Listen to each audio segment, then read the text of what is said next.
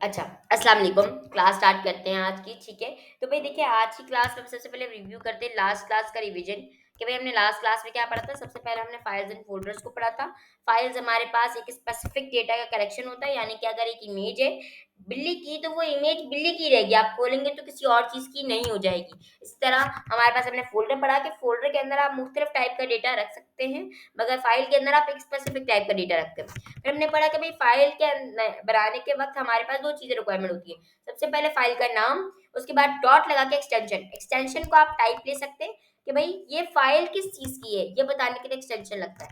उसके बाद हमने कुछ एक्सटेंशन पढ़ी, डॉट टीएक्सटी यानी टेक्स्ट की, डॉट पीएनजी और डॉट जेपीजी हमारे पास होती हैं इमेज की, डॉट एमपी4 वीडियो की, डॉट एमपी3 हमारे पास ऑडियो की, और डॉट एचटीएमएल फाइनली हमारे पास वेब पेज की। एचटीएमएल हमारे पास वेबसाइट का स्ट्रक्चर होता है।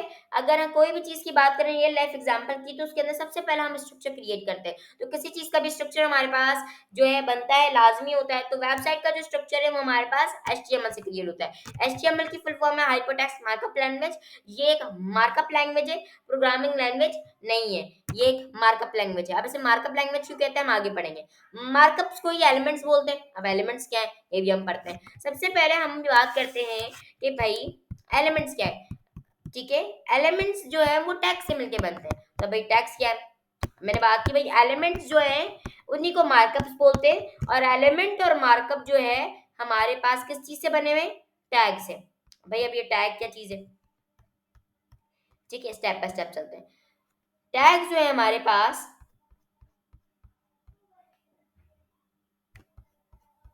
यहाँ पर है बुक के अंदर, मैं आपको दिखाना चाहता हूँ। ओके, स्ट्रक्चर पहला चैप्टर हमारा।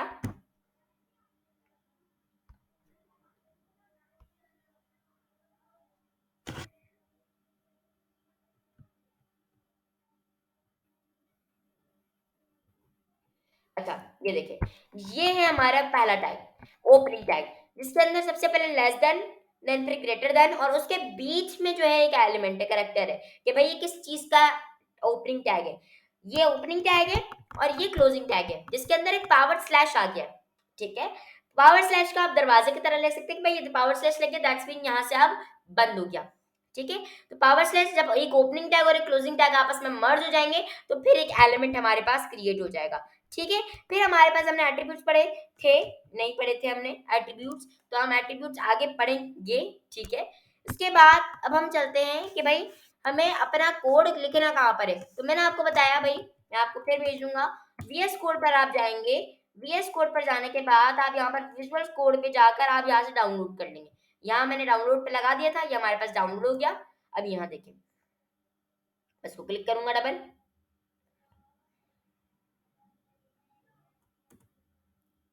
ठीक है? ये ओपनिंग, ये हमारे पास यहाँ पर आ गया।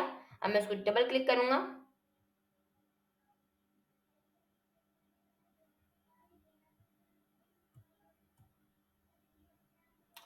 ठीक है? ये खुल रहा है।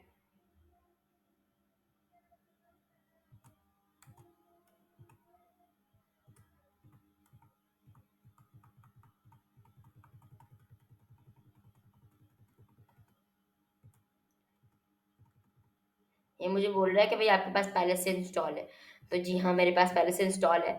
तो कोई मसला नहीं, आप लोग जाएँ, आप लोग वीएस कोड में जाएँ, हम यहाँ से डाउनलोड करें, और फिर जब वो चेक बॉक्स आएँगे ना, तो आप उन सब पे बस टिक, टिक, टिक करते जाइएगा, ठीक है? ऊपर चेक बॉक्स आएँगे तो सबको सेलेक्ट कर लीजिएगा, ठीक है?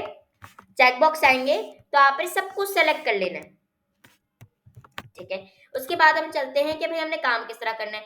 आपने सबसे पहले जाना है फ़ोल्डर पर, आपने सबसे पहले डॉक्यूमेंट किसी के अंदर भी चल जाए जहाँ आप अपना फ़ोल्डर बनाना चाहते हैं, वहाँ पर आप एचटीएमएल का फ़ोल्डर क्रिएट करेंगे।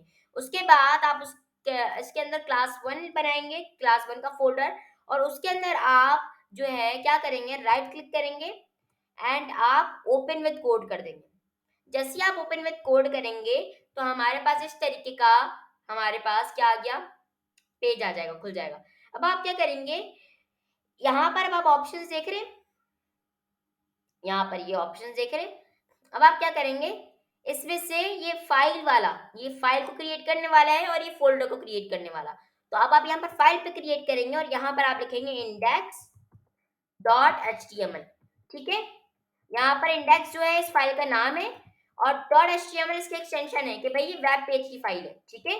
अच्छा, इंडेक्स जो है हम बेसिक फाइल कहते हैं, यानी कि भाई अगर हमें कोई भी वेबसाइट के अंदर मुख्तलिफ पेजेस की वेबसाइट है तो मुख्तलिफ पेजेस बनेंगे, मगर जो होम पेज होगा वो हमेशा इंडेक्स डॉट एचटीएमएल के ही नाम से आप उसको क्रिएट करेंगे, ठीक है। उसके बाद यहाँ पर हम एंटर कर देंगे, ठीक है। उसके बाद हम क्या करेंगे, आहिस्ता आहिस्ता हम अपने पढ़ने का शुरू करते हैं। बट उससे पहले आपने क्या करना है, अगर आप यहाँ पर राइट साइड पे देखें तो हमारे पास मुख्तलिफ चीजें आ रही हैं। आप एक्सप्लोरर पे जाकर अपना काम देख सकते हैं, सर्च पे जाके आप कोई चीज सर्च कर सकते हैं, ठीक है। फिर ये सोर्स कंट्रोल हम बाद में पढ़ेंगे, रन एंड डिबग भी बाद में पढ़ेंगे। एक्सटेंशंस के अंदर हमारे पास मुख्तलिफ एक्सटेंशंस होती हैं जिनके यूज कर हम अपना काम आसान कर लेते हैं। अभी आपने क्या करना है, सर्च इंस्ट्रक्शन पे जाके आपने लाइव सर्वर लिखना है, लाइव सर्वर, ठीक है। लाइव सर्वर को आपने क्या कर देना है, यहाँ से इंस्टॉल कर देना है। मेरे पास इंस्टॉल है, आपने इंस्टॉल कर देना है। उसके बाद आप दोबारा एक्सप्लोरर पर जाएंगे और यहाँ पर आपको फाइल मिल जाएगी, ठीक है। उसके बाद जब आप एक्सटेंशन को डाउनलोड कर लेंगे तो यहाँ पर आपके पास गो लाइव लिखा हुआ आ जाएगा। तो आप इससे क्या कर सकते हैं, अपनी वेबसाइट को लाइव देख सकते हैं। आप यहाँ पर जो काम करेंगे वो आपको अपनी वेबसाइट पे भी दिखेगा। डन, अब आगे बढ़ते हैं।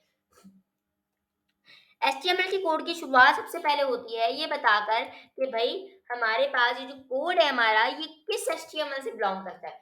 डॉक टाइप एचटीएमएल का जो एलिमेंट है ये हम लिखते हैं डिफाइन करने के लिए कि जो हम ये एचटीएमएल यूज कर रहे हैं ये एचटीएमएल 5 है। एचटीएमएल 5 के वर्जन को डिफाइन करने के लिए ये हम डॉक टाइप एचटीएमएल लिखते हैं। उसके बाद हम बनाते हैं अपना पहला एलिमेंट एचटीएमएल। एचटीएमएल का जो एलिमेंट है जिसके अंदर एक इसका ओपनिंग टैग है और एक इसका क्लोजिंग टैग है, उसको ये रेफर करता है कि इसके अंदर हमारे पास एचटीएमएल का कोड होगा, ठीक है। डॉक टाइप एचटीएमएल जो है वो रिप्रेजेंट करता है कि भाई ये जो हम एचटीएमएल इसके अंदर लिख रहे हैं ये हमारे पास एचटीएमएल 5 है और ये जो एचटीएमएल का एलिमेंट है ये हमें डिफाइन कर रहा है कि इसके अंदर हमारा जो है एचटीएमएल का क्या होगा, इसके अंदर ही हमारा क्या होगा, एचटीएमएल का काम होगा। उसके बाद हमारे पास बनता है एक हेड का एलिमेंट। जो हेड का एलिमेंट है वो हमारे पास पेज के ऊपर जो ये वाली चीज है ना, ये HTML एंड CSS ऊपर लिखा हुआ है, ये हमारे पास हेड है। और बॉडी क्या है, बॉडी हमारे पास ये जहां पर हमें अपना वेबसाइट दिख रही है, ठीक है। हेड कहाँ पर है हमारा, ये हेड है हमारा, और बॉडी हमारे पास जहां हमें वेबसाइट दिख रही है। बॉडी का इंफॉर्मेशन जहां पर उसका नाम और उसका लोगो दिख रहा है ये हमारे पास क्या कहलाता है, इसका हेड। और जहां हमारे पास वेबसाइट हमें दिख रही है वो हमारा उसका बॉडी। तो हेड है हमारा, तो हेड के अंदर हमारे पास छोटी सी चीज आती है, that name was title. Title जो है हमारे पास क्या होता है कि उसके अंदर हम टाइटल देते हैं कि इस वेबसाइट का नाम क्या है, ठीक है। अगर आप ह्यूमन बॉडी की एग्जांपल लें तो हमारी सारी इंफॉर्मेशन कलेक्ट हो रही होती है ब्रेन में, इसी तरह हमारे पूरे पेज की इंफॉर्मेशन हेड के एलिमेंट के अंदर कलेक्ट हो रही होगी। तो टाइटल के एलिमेंट के अंदर हम नाम लिखते हैं कि इस वेबसाइट का नाम क्या है। मैं नाम लिख देता हूँ, क्या, क्लास नंबर 1, ठीक है। उसके बाद मैं क्रिएट करूंगा बॉडी का एलिमेंट। जब मैं बॉडी का एलिमेंट क्रिएट करूंगा तो फिर हमारे पास अब इसके अंदर काम शुरू हो जाएगा, इस बॉडी के एलिमेंट के अंदर काम होना शुरू हो जाएगा, ठीक है। अब मैं आपको गोलाइव करके दिखाता हूँ। अभी हमने बॉडी के अंदर कुछ भी नहीं लिखा हुआ तो खाली आएगा, मगर क्योंकि हमने क्लास 1 लिखा था तो अब ऊपर हमारे पास क्लास 1 लिखा हुआ आ जाएगा।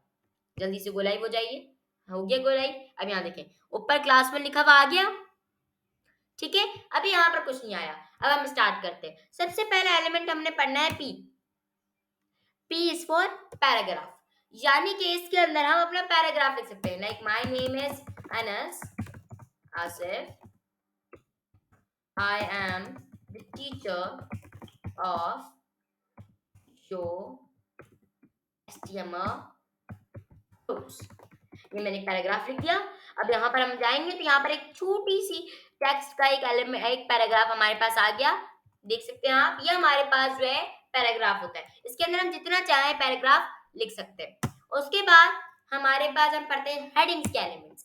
हेडिंग के अंदर हमारे पास 6 टाइप्स होती है। हेडिंग तो पता है ना, जो हेडिंग हम डालते हैं ऊपर टेक्स्ट के अंदर, भाई हमारे पास नया चैप्टर शुरू हो रहा है हेडिंग डालेंगे, ठीक है। इसके अंदर हमारा नया सेक्शन शुरू हो रहा है हेडिंग डालेंगे, हमारी नई वेबसाइट है हेडिंग डालेंगे। तो हेडिंग के हमारे पास 6 टाइप्स होती है।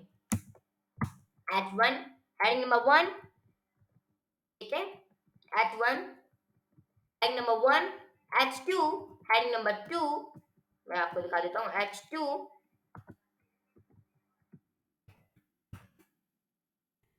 H2 heading number 2, H3 heading number 3, H4 heading number 4, H5 heading number 5 और H6 heading number 6। बस यही हमारे पास 6 टाइप्स होती हैं हेडिंग्स की। ठीक है, ये क्या करती हैं, बोल्ड कर देती हैं टेक्स्ट को और बड़ा कर देती हैं। अब हेडिंग नंबर 1 सबसे बड़ी होती है, फिर हेडिंग नंबर 2 उससे छोटी, हेडिंग नंबर 3 इससे छोटी, हेडिंग नंबर 4 उससे छोटी, हेडिंग नंबर 5 उससे छोटी और हेडिंग नंबर 6 उससे छोटी। एग्जांपल दिखा देता हूं मैं आपको।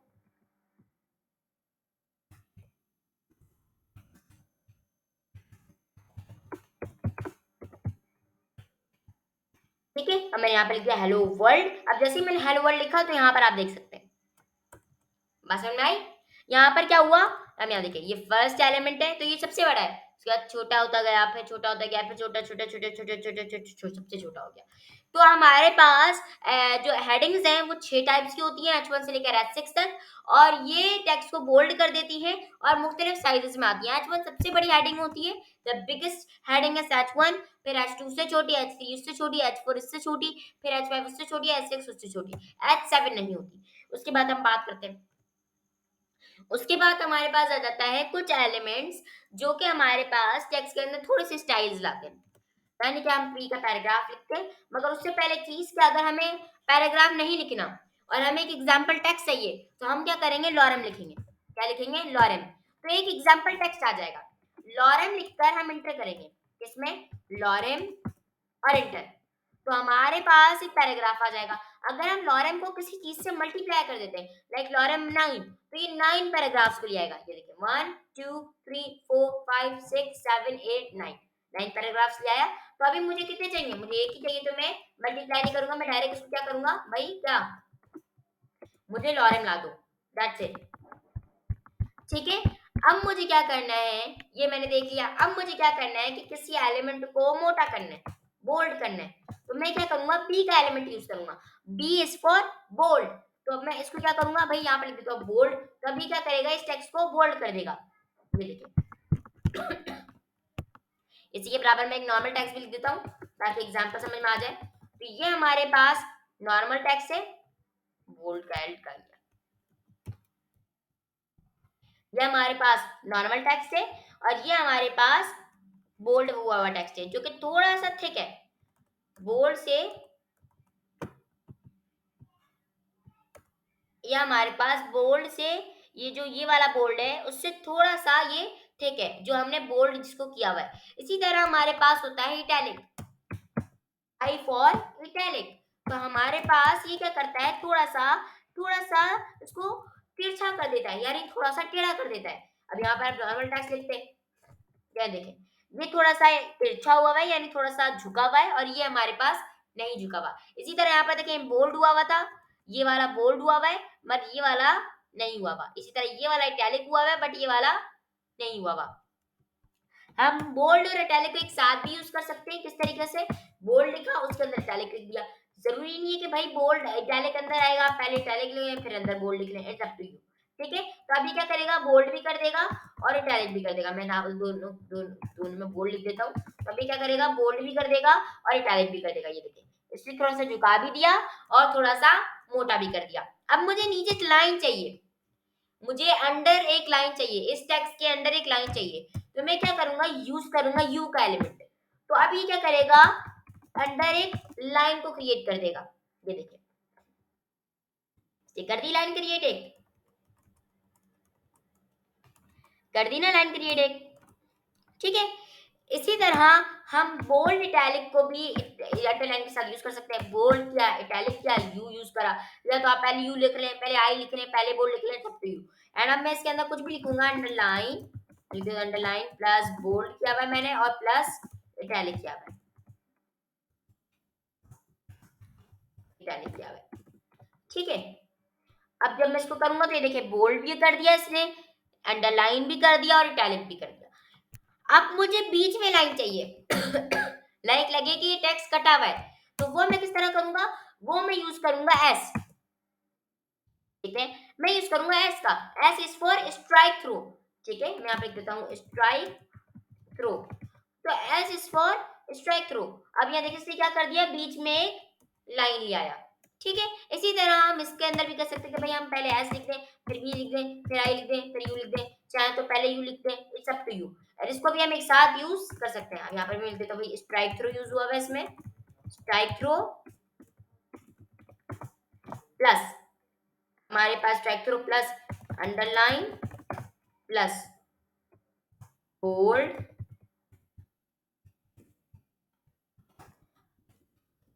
Plus italic. ठीक है, तो अब यहाँ देखें स्ट्राइक थ्रो भी हो गया, बोल्ड भी हो गया, अंडरलाइन भी हो गया और इटैलिक भी हो गया, सब हो गया। ठीक है, सभी हमारे पास हो गया। डन।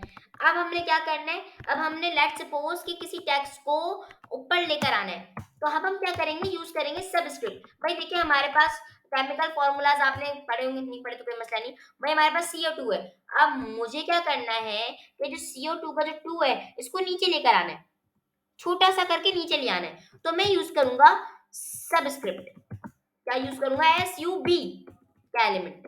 कौन सा एलिमेंट, SUB का एलिमेंट। अब उसके अंदर मैं जो भी लिखूंगा ना वो एक तो छोटा हो जाएगा और फिर नीचे शो हो जाएगा। ये देखिए नीचे भी शो हो गया और छोटा भी हो गया।